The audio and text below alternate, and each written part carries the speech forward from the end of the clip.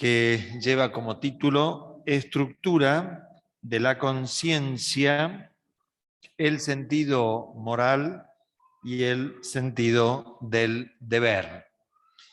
Es un tema muy importante, espero poder transmitirlo correctamente de acuerdo a la enseñanza del cardenal Newman, y como viene sucediendo con todos los temas que vamos tratando, se vinculan unos con otros.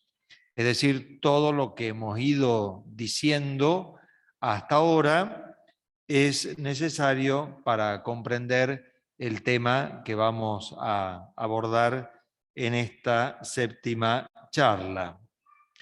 Porque la diferencia que Newman establece entre este sentido del deber, como le llama él, y el sentido moral, que según él configuran la estructura de la conciencia, se vinculan directamente con lo que vimos en la tercera charla sobre la naturaleza de la conciencia, o sea, sobre lo que es la conciencia.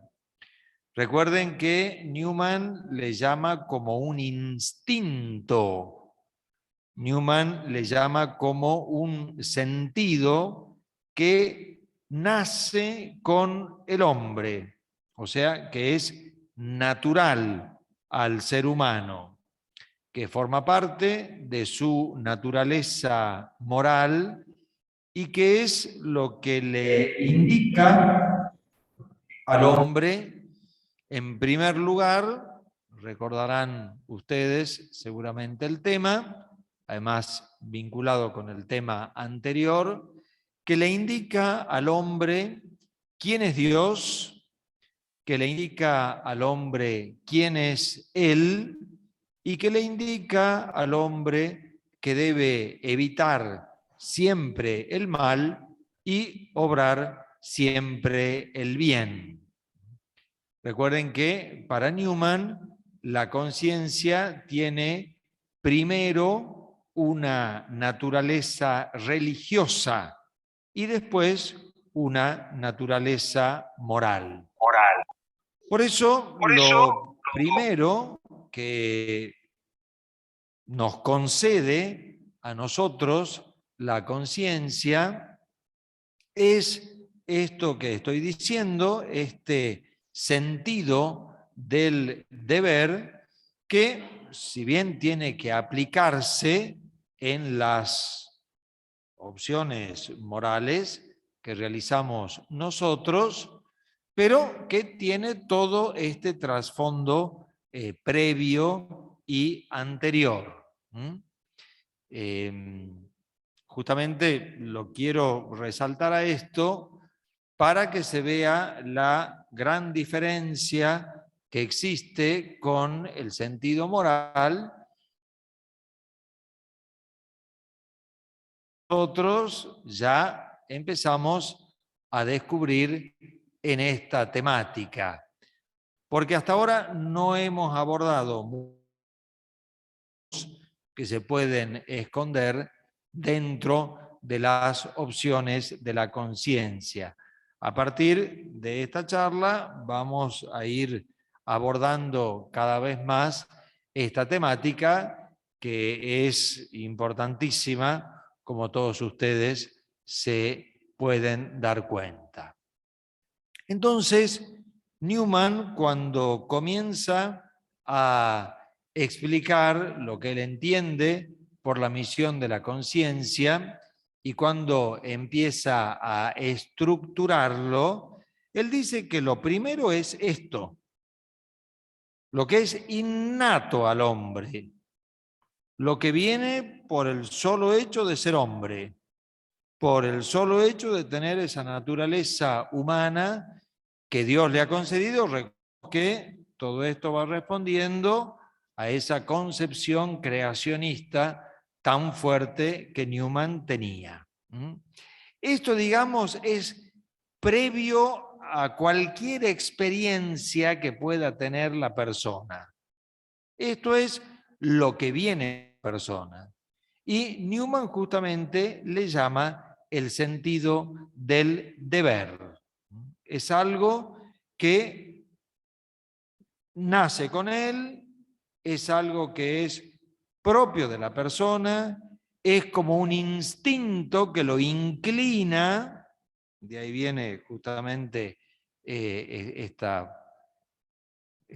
término, este concepto de instinto, es algo que lo inclina a la persona, como digo, a conocer a Dios, a conocerse a sí mismo, a conocer que hay algo que debe hacer, algo que debe evitar, pero, como ustedes se podrán dar cuenta, es un poco como indefinido. Es algo que está en el alma, es algo que está en la mente, porque recuerden que la conciencia está vinculada directamente con la inteligencia, con la razón, porque es un conocimiento para actuar. En ese sentido se vincula con la prudencia, pero justamente es indefinido, no tiene una definición concreta. La persona que entra en su interior, también hemos hablado ya de esto, descubre ese sentido del deber que se lo tiene frente a Dios, que además es lo que la define como persona humana, porque ningún otro ser en esta tierra tiene este razonamiento moral, pero es indefinido. Por eso, algunos estudiosos han dicho que el sentido del deber, tal como lo entiende Newman, puede vincularse con lo que en la teología moral se llama la sindéresis, que es esa ley genérica que está en la conciencia que dice, evita el mal y realiza el bien. Por eso podemos decir que encontramos ahí una cierta indefinición. Como dice Newman, nuestro instintivo sentido del deber y de la obligación moral. Recordemos que este tema inquietó a Newman desde el principio y ya en sus primeros sermones universitarios él lo expresa. Voy a leer un texto de Newman para que podamos tener una idea clara de esta primera estructura de la conciencia que Newman identifica. Dice, de esta forma la conciencia es siempre la confirmación de la religión natural y cuando se la cultiva y perfecciona es también la norma de la moral. Pero aquí hay una diferencia. En sí, la conciencia es esencialmente religiosa, mientras que en su aspecto moral no es necesariamente una guía. Solo lo es en la medida que los individuos concretos la afinen y fortalezcan. Y aquí está la solución de las objeciones que se han lanzado contra la existencia del sentido moral por el motivo de la discordancia que hay entre las personas en cuanto a la valoración de la excelencia o no de determinados actos. Estas objeciones solo contribuyen a demostrar el carácter incierto, en caso de que lo sea, de la ley interior del bien y del mal. Pero no se dirigen, ni siquiera en su formulación, contra la certeza del sentido religioso general, implicado en el remordimiento y la vaga percepción del mal que la transgresión de la conciencia ocasiona.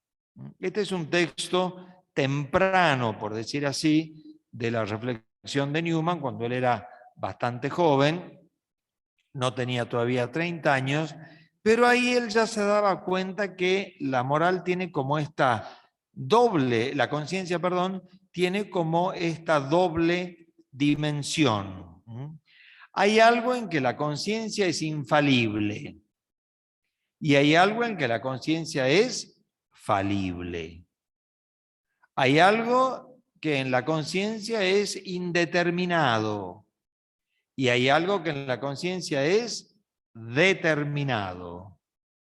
Hay algo que está en la conciencia por el solo hecho de existir y hay algo que se adquiere en la vida moral de la persona. Hay algo, por decirlo de alguna manera, que es estático y hay algo que es dinámico. Para Newman, el sentido del deber forma parte de la dimensión estática de la conciencia. Y el sentido moral forma parte de la dimensión dinámica. Es decir, la persona nace, la persona alcanza lo que le llamamos el uso de razón y en los primeros años de su vida moral, recuerden que Newman hizo todos estos razonamientos cuando tenía 14 años o 15, en el caso de esas personas elegidas, como fue el caso de él, la persona comenzando con su vida moral, entrando dentro de sí mismo y buceando en su interioridad, descubre, por un lado, por decir así, su alma, por otro lado, descubre que esa ley que se encuentra dentro de su alma no es una ley que se ha puesto él a sí mismo, sino que es una ley que se la ha puesto otro y otro superior. Descubre entonces ahí la existencia de Dios y descubre que debe obrar rectamente y evitar lo que no es correcto. Eso es lo estático, por decir así, y que va a estar siempre en el interior de la persona, hasta que se muera. Pero hay otra dimensión de la conciencia, que es dinámica, que se va desarrollando con la vida y que tiene muchísimo que ver con lo que la persona va aprendiendo, con lo que la persona va incorporando, con lo que a la persona le van diciendo, con lo que la persona va experimentando, con lo que la persona va viviendo. Y ahí entonces tenemos el sentido moral. Es decir, cuando esas leyes genéricas se aplican a lo concreto. El caso concreto en el que hay que tomar una determinación. El caso concreto en que hay que hacer una elección. El caso concreto en que hay que ir por un camino o por el otro. ¿Cuál es el correcto? Eso no tiene que contradecir lo anterior. No tiene que contradecir lo que es la conciencia en sí misma. Teóricamente, tendría que ser un desarrollo de eso, o la aplicación a las circunstancias concretas de lo que la conciencia ha descubierto, podríamos decir, como esas grandes luces, como esas grandes intuiciones que ha tenido de Dios, de sí mismo y de lo que hay que hacer. Pero aquí está lo concreto. Bueno, ¿cuál es el problema? Y que a veces coincide y a veces no. Newman pone de manifiesto tanto las bondades del sentido moral como los graves peligros que se esconden detrás de él. Y si Newman viera lo que hoy nosotros vemos, realmente vería confirmada esta teoría que él intuyó, como tantas otras, hace más de 150 años. Porque aquí nosotros no estamos hablando del rechazo de la conciencia, sino de una conciencia errónea. O sea, puede ser una conciencia auténtica, debería serlo, pero podría no serlo. Digamos, acá está el peligro de la vida. Así como hay peligro en el desarrollo de la vida de cualquier persona, en todos los órdenes, también existe ese peligro en lo que es la vida de la conciencia, o lo que diríamos nosotros la vida interior de la persona. ¿Cómo va viviendo? ¿Qué va aprendiendo? ¿Qué le van enseñando? ¿Qué va experimentando? ¿Qué va concretando? ¿Qué va desarrollando? ¿Cómo va desarrollándose su vida moral? ¿Cómo va desarrollando sus elecciones, los caminos que va tomando? Por un lado, es apasionante el tema, porque, diríamos, es el desarrollo de la persona, es el desarrollo de la vida moral, es el desarrollo de toda una existencia que debería tener así un desarrollo armónico, homogéneo, con lo que se ha descubierto desde el principio, pero no siempre sucede así. Y lamentablemente sucede en muy pocos casos. Esas primeras intuiciones de la vida moral, de la vida religiosa, de la vida personal, como las hemos ido describiendo en todas estas charlas. ¿Qué pasa después con ellas? Se desarrollan armónicamente en toda una vida personal que va tendiendo hacia su verdadero fin. En el caso de Newman fue así. En el caso de Newman fue así.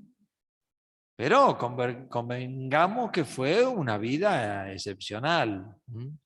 Él dijo, nunca he pecado contra la luz. Bien, lo dijo Newman a eso. ¿Quién puede decirlo de nosotros? Bien, para ir graficando, les leo otro texto de Newman en el que él va combinando también estas dos dimensiones de la conciencia, el sentido del deber y el sentido moral.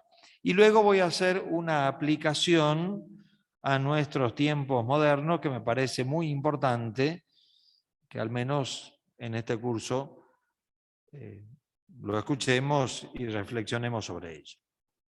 Dice unos años después, el texto primero que les leí es del año 1830, este es del año 1845, que es el año en el que él se convierte, por lo tanto ya hay una gran maduración, digamos, de su pensamiento, y además está a punto de convertirse. Y dice así, puede servirnos también aquí el ejemplo de la conciencia. Aquello que la conciencia es en la historia de un espíritu individual, lo es el principio dogmático en la historia del cristianismo. Tanto en el uno como en el otro caso, se asiste a la formación gradual de una fuerza directiva que procede de un principio. La voz natural de la conciencia es mucho más imperativa en hacer presente y en imponer una norma de conducta de cuánto sea apta a precisar lo que se debe hacer en los casos particulares. ¿Ven? Lo general, lo particular. Hay algo en lo que nosotros estamos bien parados y que lo tenemos muy claro. Hay otro aspecto que es más incierto. Ella actúa a modo de un mensajero que viene de lo alto y dice que existe un bien y existe un mal y que se debe hacer el bien. Pero ella se posa diversamente y por tanto también erróneamente según las diversas personas. Ahí tenemos el principio general: haz el bien, evita el mal, y después cuando eso se concreta de diversas maneras, porque los espíritus son distintos y tienen vidas distintas, experiencias distintas, enseñanzas distintas, familias distintas, educaciones distintas, etcétera, etcétera. Todos, por supuesto, han sido creados por Dios y tienen la conciencia. Pero después, cuando la conciencia se tiene que actuar, el sentido moral es distinto en una persona y en otra. Y podríamos decir, en uno es erróneo y en el otro es auténtico. Ella toma el error por verdad. Y sin embargo creemos en línea de principio, y aún en el caso que esté mal informada, que si se obedece escrupulosamente a su voz, ella se purifica poco a poco, se simplifica, se perfecciona. Y así espíritus que al principio se movían diversamente, terminarán, si son sinceros y honestos, en converger con el paso del tiempo hacia una sola y misma verdad. ¿O no? ¿O no? Yo ya les he dicho muchas veces a ustedes que Newman en sus escritos es consciente o inconscientemente autobiográfico. Y él escribe lo que a él le ha sucedido. Y él escribe lo que él ha experimentado y lo que él ha vivido. Él está a punto de convertirse en católico y está describiendo lo que es el desarrollo, en este caso, de una persona, el desarrollo de una vida moral que va, diríamos, rectamente e infaliblemente hacia su propio fin. Pero ese fue el caso de él. ¿Por qué los que estaban junto a Newman no se convirtieron como se convirtió él? ¿Por qué él se hizo católico? Y muchos de sus compañeros que habían estudiado lo mismo y habían aprendido lo mismo y habían reflexionado lo mismo, no tomaron esa decisión. Hay cosas que influyeron por un lado o por el otro que hicieron que los caminos fueran distintos. Por supuesto que Newman tiene una confianza muy grande en el sentido del deber.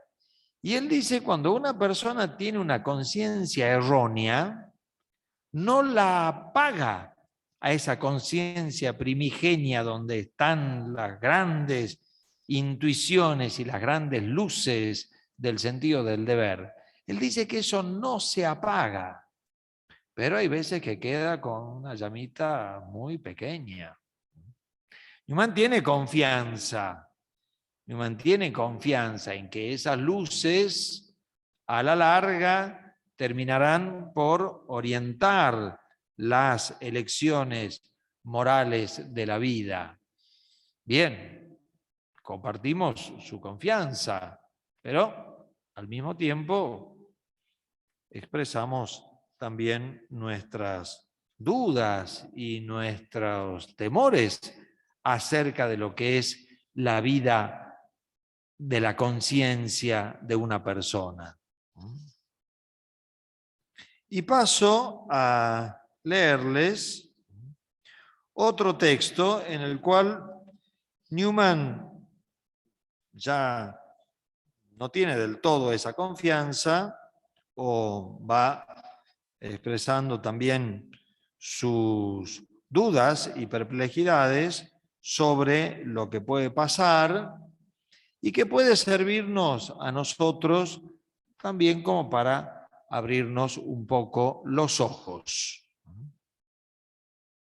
Cuando la conciencia se va formando, es decir, cuando se va desarrollando en nosotros el sentido del deber, porque recordemos que el sentido moral Recordemos que el sentido del deber, eso no cambia, eso está así desde el principio hasta el fin. Pero el sentido moral sí. Entonces, Newman dice que se corre el riesgo, esto lo dijo en un sermón del año 1832, se corre el riesgo de hacer como una reducción de lo que sería la vida moral o de identificar la vida moral con ciertos aspectos de la vida moral en desmedro de otros. Este sermón, que es un sermón muy importante, se llama La religión del momento.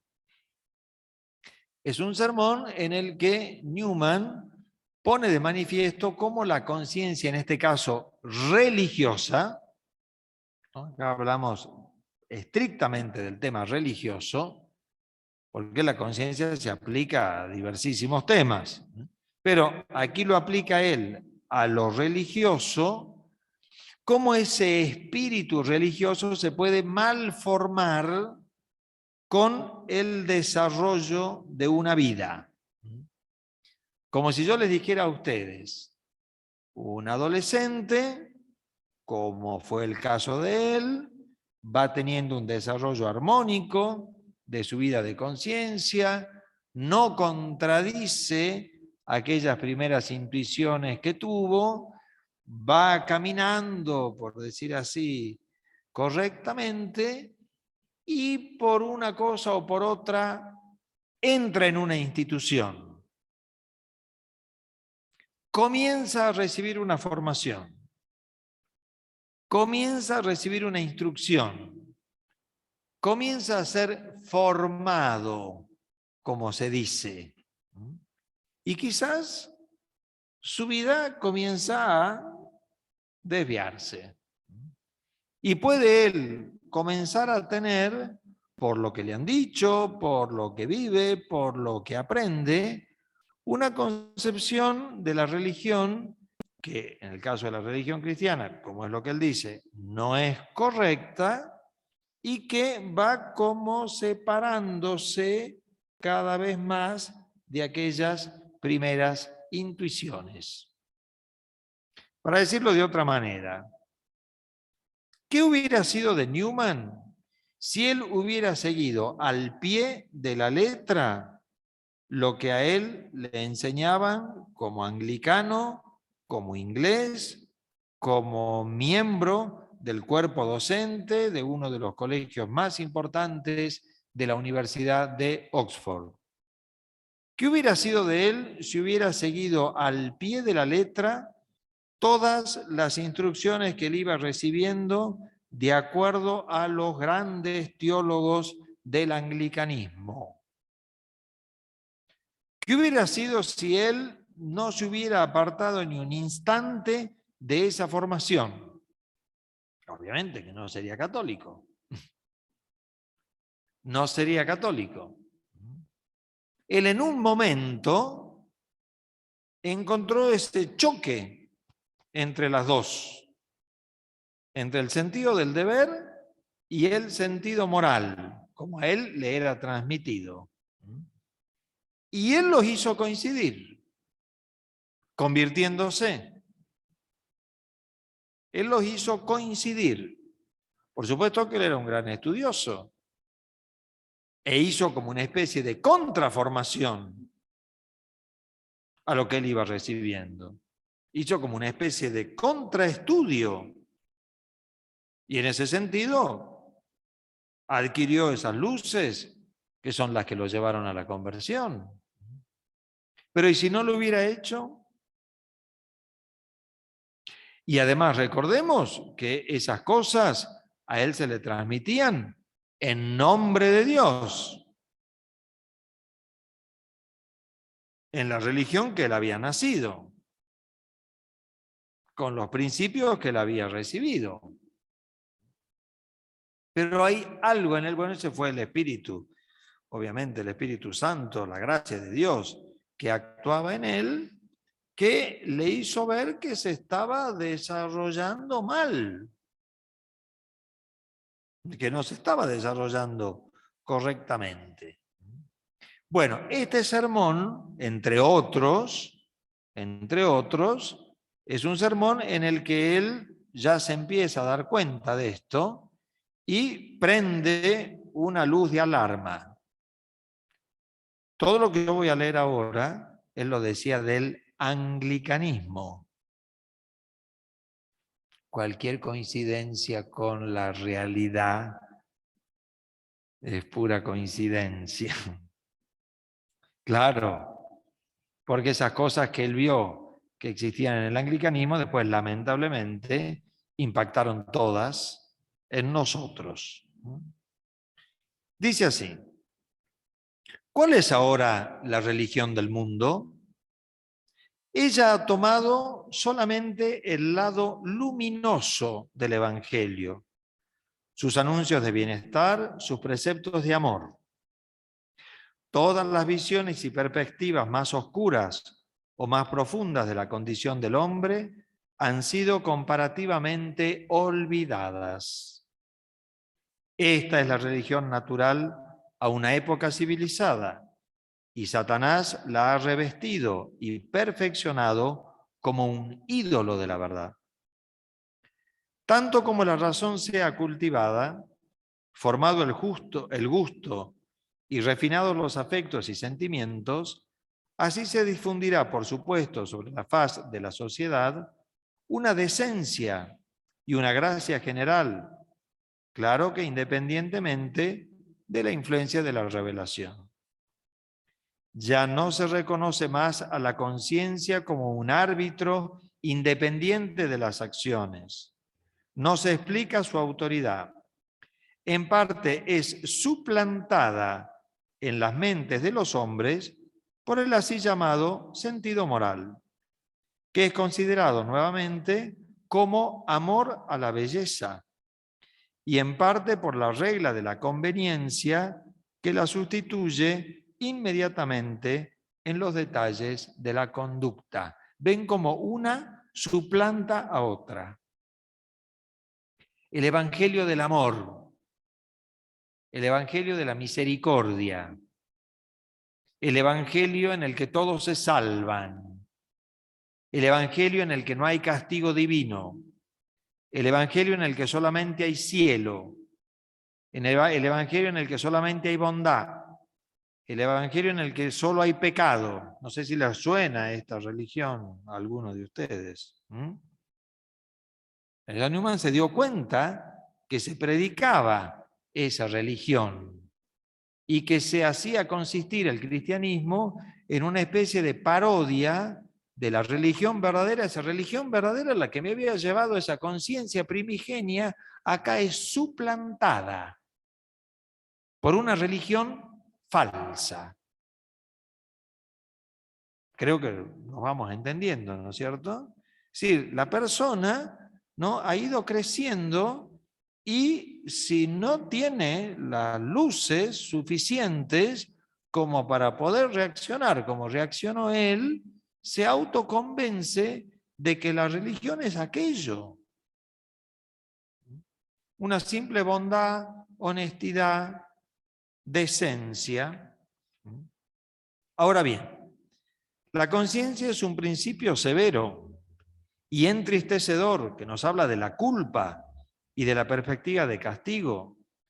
De acuerdo a esto, cuando desaparecen sus terrores, desaparecen también en el credo de hoy aquellas imágenes terribles de la ira divina que abundan en la Sagrada Escritura. Son descartadas. Todo es brillante y jovial. La religión es agradable y fácil. La benevolencia es la virtud principal. La intolerancia, el fanatismo, el exceso de celo, esos son los principales pecados. La austeridad es un absurdo y aún la firmeza es mirada con ojos suspicaz y poco amistoso. Bueno, podríamos seguir. con este texto, pero yo quiero hacer referencia a otra cosa que no la dice Newman, pero sí me parece importante decirlo.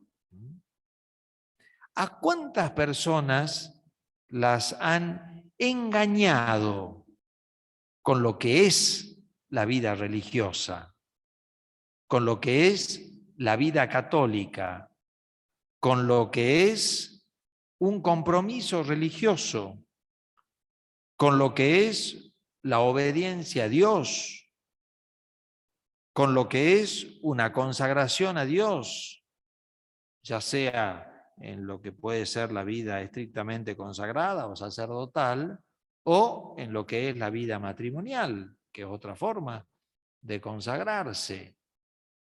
¿A cuántas personas les han hecho creer en conciencia que ese camino que les están transmitiendo es el camino de Dios,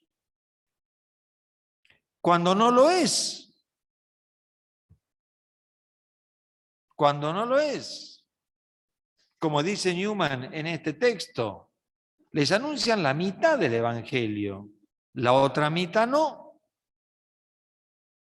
Y se les indica que ese es el camino que tienen que seguir y que esa es la opción que tienen que tomar y que esa es la elección que tienen que hacer y que eso es lo que Dios quiere de ellos. Miren, esto tiene una actualidad más grande que la que ustedes se imaginan. Y casi diría, que Dios me perdone si exagero, que en muchas iniciativas religiosas de estos últimos años es infaltable esto. Infaltable. Y cuando la persona tocada por la gracia de Dios, como fue el caso de Newman, conecta una cosa con otra, el sentido del deber con el sentido moral, se da cuenta que ahí hay un engaño. Se da cuenta que ahí hay algo que no es así, que no es así, que le están diciendo la mitad de la verdad y que están haciendo pasar por obligación religiosa lo que no es una obligación religiosa, lo que responde a los intereses o de una persona o de un grupo o de una institución. Bueno, eso se conoce en la jerga moderna como manipulación de conciencia. Ese es el nombre que se le da. Ustedes dirán, ¿es algo propio de las sectas? Sin duda, sin duda. Bueno, pero lo sectario se filtra como el agua en tantas direcciones. Y la persona está segura en conciencia que es eso lo que tiene que hacer, que es eso lo correcto, que es eso lo que Dios le manda. ¿Ven dónde está el peligro? O sea, obviamente que la persona tiene que desarrollarse moralmente, tiene que manifestarse a lo largo de la vida el sentido moral y tiene que formarse sin duda alguna. Con esas primeras intuiciones del sentido del deber, una persona no vive. Todo se tiene que concretar. Sí, pero ¿cómo? ¿Cómo? ¿Con una conciencia recta o con una parodia de conciencia? Y la persona cree que está obrando bien cuando en realidad está obrando mal. Ustedes me preguntarán, ¿y ofende a Dios? Es muy difícil decirlo. ¿Está pecando una persona que ha corrompido su sentido moral? Habría que ver en qué medida es consciente de eso. Yo no estoy en condiciones de contestarlo, por supuesto. pero puede cometer barbaridades en el nombre de Dios. Lo hicieron los fariseos. En nuestro Señor Jesucristo los fulminó. En el nombre de Dios mataron a nuestro Señor Jesucristo. Y ellos estaban convencidos que eso es lo que tenían que hacer. Y el Señor lo dice en el Evangelio. Los que les den muerte pensarán que están glorificando a Dios. Fíjense cómo puede contradecirse el sentido moral con el sentido del deber. Por eso, digamos que la persona tiene que estar muy atenta y tiene que lograr un desarrollo armónico en estas dos grandes dimensiones de la vida de la conciencia. Bien, estamos ya casi sobre la hora, por lo tanto voy a concluir leyendo un texto de este sermón que les decía, y con esto concluimos. Pero me parece que es un tema bien importante para pensarlo, para reflexionarlo y para tenerlo en cuenta en las distintas circunstancias de nuestra vida. Dice, todas estas... He aquí una enseñanza viva, solo parcialmente evangélica, construida sobre un principio mundano y pretendiendo ser el Evangelio, abandonando un lado entero del mismo, su carácter austero y considerando suficientemente ser benevolente, cortés, cándido, correcto en la conducta, delicado, sin incluir ningún verdadero temor de Dios, ni celo ferviente por su honor, ni profundo odio al pecado, ni horror ante la vista de los pecadores. Este también es uno de los grandes temas, ¿no? Este es uno de los grandes temas, porque con esa gran deformación del sentido moral siempre se pierde el sentido del pecado. Ni profundo odio al pecado, ni horror ante la vista de los pecadores, ni compasión ni indignación ante las blasfemias de los herejes, ni celosa adhesión a la verdad doctrinal, ni sentido de la autoridad de la religión como externa a la mente. En una palabra, ninguna seriedad. Y de aquí que no sea ni fría ni caliente, sino en el lenguaje de la Escritura, tibia. Porque no hemos actuado desde el amor a la verdad, sino desde la influencia de la época. Tremendo. Así que bueno, yo los invito a todos a reflexionar sobre esta gran intuición que Newman tuvo sobre estas dos dimensiones de la conciencia que la estructuran. Y que nos sirva a nosotros para aprender que debería, sobre todo el sentido moral, desarrollarse armónicamente con esas grandes intuiciones primigenias que el alma ha tenido con el sentido del deber. Bien, terminamos entonces acá y los convoco para la próxima reunión del domingo 2 de octubre, donde estudiaremos las funciones de la conciencia. Bien, hacemos nuestra